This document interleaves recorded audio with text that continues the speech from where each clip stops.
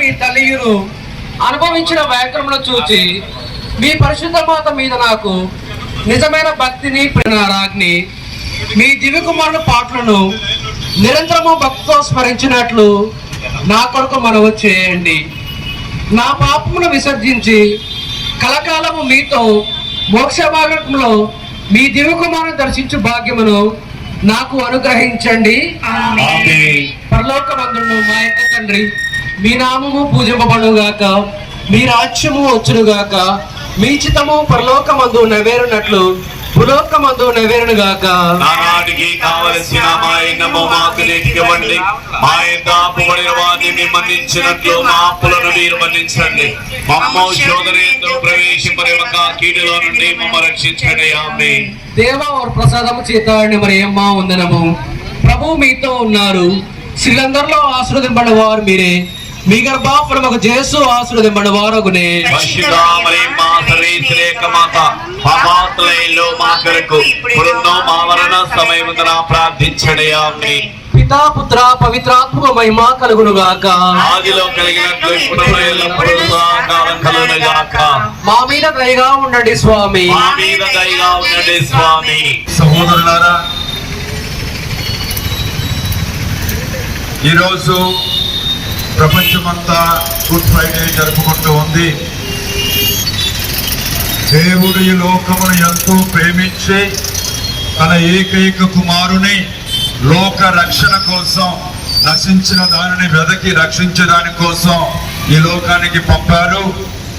ఆయన 33 సంవత్సరాలు యేసు ప్రభువు ఈ లోకములో జీవించి 3 సంవత్సరాల పాటు నీతి, న్యాయం, ధర్మం, క్షమ, ప్రేమ అన్నటువంటి సుగుణాలని ఆ పాలస్తీనా ప్రాంతం అంతా కూడా ప్రకటించి, అన్యాయం ఎక్కడ ఉందో అక్కడ ఎదుర్కొని పాపులమనే వాళ్లను దగ్గరికి తీసి వారి పాపాలను క్షమించి, అన్యాయంగా అక్కడ ఉన్నటువంటి అనేక మందిని తప్పుదారి పట్టిస్తున్న వారిని ఖండించినందుకు ఆయనను సిలువ వేశారు. ఆయనను అన్యాయమైనటువంటి తీర్పుతో ఆయన దేవదూషణ పలుకుతున్నాడు అని, ఈ దేవాలయాన్ని పడగొట్టండి, నేను 3 రోజుల్లో తిరిగి దాన్ని నిర్మిస్తాను అని చెప్పిన కొన్ని వాస్తవమైన మాటలకు ఆయన వారికి కంటగింపుగా ఉన్నారు అని చెప్పి ఒకే ఒక భావనతో ఆయనను అన్యాయంగా తీర్పు తీర్చి సిలువలో వేశారు. ఆయన సిలువలో అన్యాయంగా తీర్పు విధింపబడినప్పటి నుంచి 14 విషయాలని, ఘట్టాలని గుర్తు చేసుకుంటూ ఈరోజు మన ఖమ్మం పట్టణ పరిసర ప్రాంతాలలో ఉన్నటువంటి కథోలిక క్రైస్తవ సంఘ బిడ్డలు అందరూ కలిసి మన పురవీధుల గుండా, ఖమ్మం పురవీధుల గుండా ఖమ్మానికి దేవుని యొక్క ఆశీర్వాదం అధికంగా రావాలని, అందరూ అన్యోన్యంగా, ఐకమత్యంగా, సంఘీభావంతో జీవించాలని, సౌభ్రాతృత్వం మెలయాలని, పెరగాలనే ఉద్దేశంతో ఈ యొక్క సకల మానవాళికి ఆశీర్వాదకరంగా నిలుస్తూ ఉన్నటువంటి యేసు ప్రభు కేవలం క్రైస్తవులకు మాత్రమే సొంతము కాదు. మహోన్నతమైన సర్వేశ్వరునికి మహిమ, భూలోకమున మంచి మనసు గలవారి ప్రతి ఒక్కరికి శాంతి సమాధానం ఉండాలి అని చెప్పి ఆయన పుట్టినప్పుడు దేవదూతలు పలికారు. నశించిన దానిని వెదకి రక్షించడాని కోసం నేను ఈ లోకానికి వచ్చాను అన్నాడు. పరోపకారిగా జీవించాడు. తన వాళ్ళు, మీ వాళ్ళు అన్నటువంటి భేదాభిప్రాయాలు లేకుండా ఎవరికి ఏ విధంగా ఆయన యొక్క అవసరం ఉందో ఆ విధంగా ఆయన సేవలు అందించారు. ఆయన కుంటివారికి కాళ్ళునిచ్చారు, గుడ్డివారికి కళ్ళునిచ్చారు, మూగవారికి మాటనిచ్చారు. చివరకు చనిపోయిన వాళ్ళని కూడా ఆయన సజీవుడిగా లేపారు. నేను ఈ లోకానికి వచ్చింది శాంతి దూతగా వచ్చాను అని చెప్పి. ఈ రోజుల్లో ఎక్కడ పట్టినా మనకు గ్యాస్ దొరకడం లేదు. విమానాల, బస్సుల యొక్క ప్రయాణాల ఖరీదులు ఎక్కువ అయ్యాయి. ఆ గల్ఫ్ దేశాల నుంచి విదేశాలకు వెళ్లేదానికి భారంగా ఉంది. ప్రతి గృహ వస్తువు కూడా ఆ ధర పెరిగిపోయింది అని, దాని యొక్క లాక్డౌన్ ఉంటుందేమో అన్నటువంటి భయంతో కూడా ప్రపంచం అంతా ఈ రోజు అతలాకుతలం అవుతూ ఉంది. ఎటువంటి బాంబు పేలుతూ ఉందో ఎటువంటి అరిష్టం మనకు జరగబోతుందో అన్నటువంటి భయాందోళనలో ఈ విధంగానే మొదటి ప్రపంచ యుద్ధములో 1914 నుంచి 1918 వరకు జరిగినప్పుడు పోర్చుగల్లోని ఫాతిమా అనేటటువంటి ఊరిలో దేవుని యొక్క తల్లి మరియమాత ఫాతిమా మాతగా ముగ్గురు చిన్నారి బిడ్డలకు దర్శనమైనప్పుడు భయంతో ఉన్నటువంటి ఆ చిన్నారి బిడ్డలు ప్రార్థన చేశారు, అడిగారు అమ్మ ఈ మొదటి ప్రపంచ యుద్ధం ఎప్పుడు అంతం అవుతుంది అని అంటే ఆమె వెంటనే అవుతుంది అనగానే 17 చివరన దర్శనమిచ్చినటువంటి ఆ తల్లి 18కి ప్రపంచ యుద్ధం ఎంతో ప్రపంచానికి నష్టం కష్టం కలిగించినటువంటి ఆ ప్రపంచ యుద్ధం ముగిసింది. ఈ రోజు కూడా ఇరాన్కు ఇజ్రాయెల్కు అమెరికా మధ్యన జరుగుతున్నటువంటి ఈ భయానకమైనటువంటి యుద్ధాన్ని ఈ అణుబాంబుల ప్రయోగానికి ప్రపంచమంతా వినాశనం అవుతుంది అన్నటువంటి భయంతో ప్రజలు ఉన్నప్పుడు ఈ రోజు క్రైస్తవ సంఘంగా మా దేవుణ్ణి నమ్ముకున్నటువంటి బిడ్డలుగా మేమందరము ఈ యొక్క తీర్థయాత్ర ఈ శిలువ యాత్ర అడుగు అడుగున కూడా ప్రపంచ శాంతి కోసం యుద్ధ విరమణ కోసం సమర్పిస్తూ ఉంది.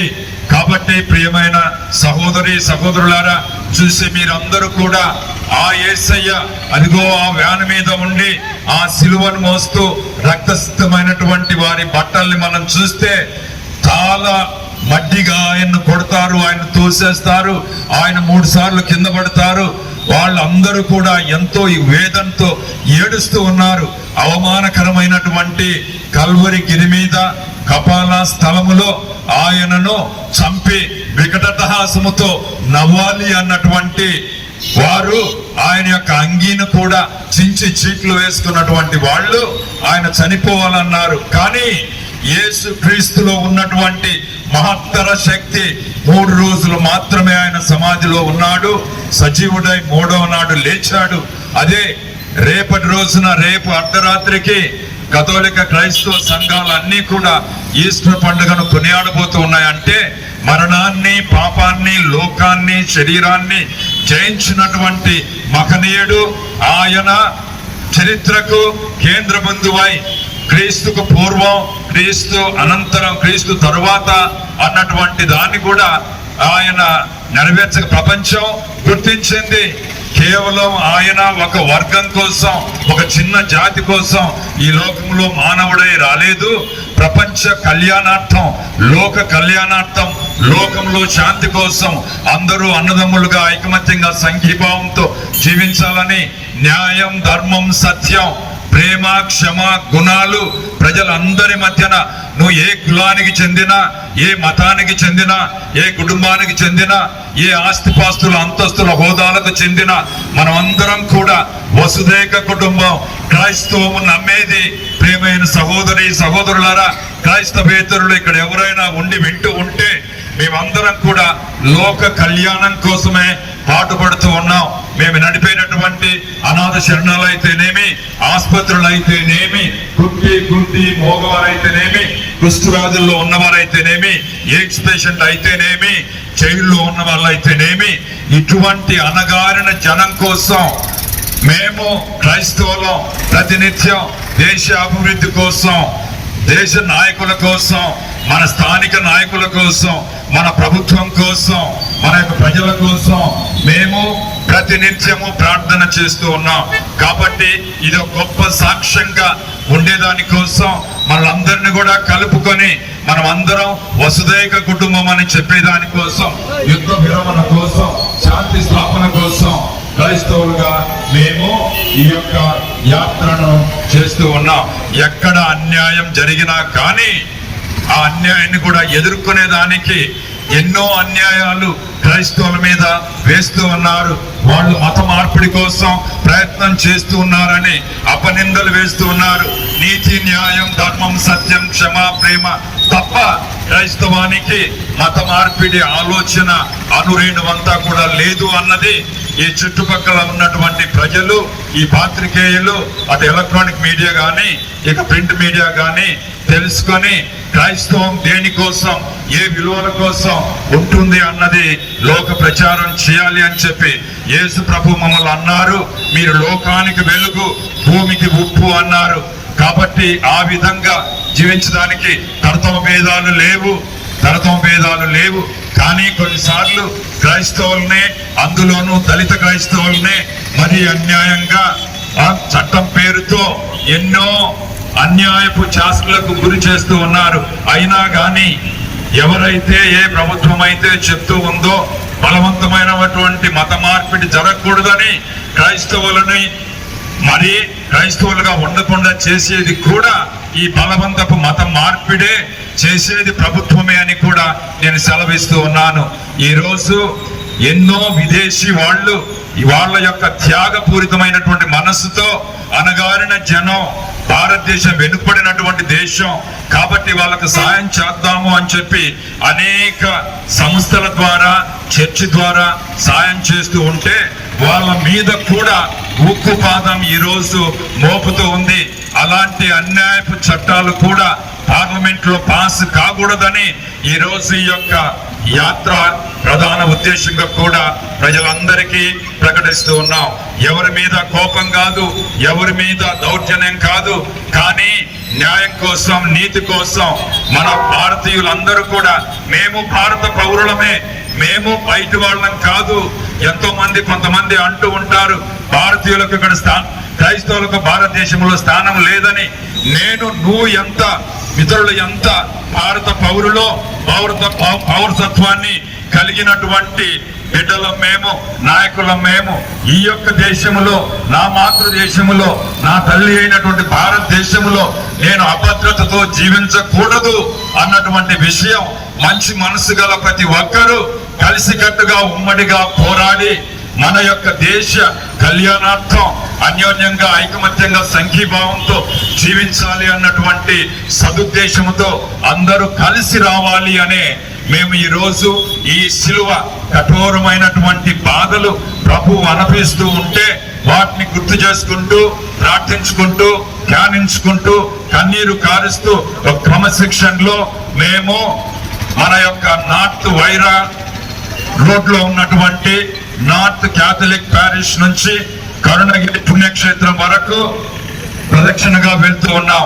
సహకరించిన ప్రతి ఒక్కరికి, మీడియా వాళ్లకు, పోలీసు వాళ్లకు, ప్రభుత్వం వాళ్ళకు అందరికి కూడా ఈ ఖమ్మం మేత్రాసన అధిపతిగా, అధికారిగా, మేత్రాణులుగా, పీఠాధిపతులుగా, బిషపుగా నేను సవినయంగా మీకు కృతజ్ఞతలు చెల్లిస్తూ మనం అందరం కలిసి మంచి మార్గంలో, మంచి బాటలో పురోగతి మన దేశాన్ని పట్టిద్దాం, శ్రమ పడుదాం అన్నటువంటిది తప్ప వేరే ఉద్దేశం లేదు. దేవుడు మిమ్మల్ని అందరినీ కూడా ఈ శుభ శుక్రవారం రోజున, ఈ పెద్ద శుక్రవారం రోజున, ఈ గుడ్ ఫ్రైడే రోజున దీవించాలని కోరుతూ ఉన్నాం. ప్రియమైన సహోదరులారా, ఇక్కడ చేరిన ఈ కొంతమంది బిడ్డలు 40 రోజుల పాటు ఉపవాసాలుండి, దాన ధర్మాలు చేసి, త్యాగ కృత్యాలు చేసి, భగవదానుభవంతో ఇదిగో ఈ రోజు ఈ విధంగా నడుస్తూ ఉన్నారు. దేనికోసం చేస్తున్నారు మీ ఉపవాసాలు అనంటే, దేనికోసం వేస్తున్నారు మీ అడుగులు అనంటే, మన ఖమ్మం జిల్లాకు, మన భద్రాద్రి కొత్తగూడెం జిల్లాకు దేవుని యొక్క ఆశీర్వాదాలు ప్రబలంగా రావాలి అన్నటువంటి ఒక గొప్ప మంచి మనసుతో ఈరోజు మేము ఈ యొక్క పవిత్ర శిలువ యాత్రను చేస్తూ ఉన్నాం. మీకు అందరికి కూడా శుభ శుక్రవారపు ఆశీర్వాదాలు తెలియజేస్తూ మరోసారి మీకు అందరికి కూడా నమో వాక్కులు తెలియజేస్తూ ఉన్నాను. God bless you. జై హింద్, జై హింద్, జై హింద్, జై హింద్, జై హింద్, జై హింద్, జై హింద్, జై హింద్, జై హింద్.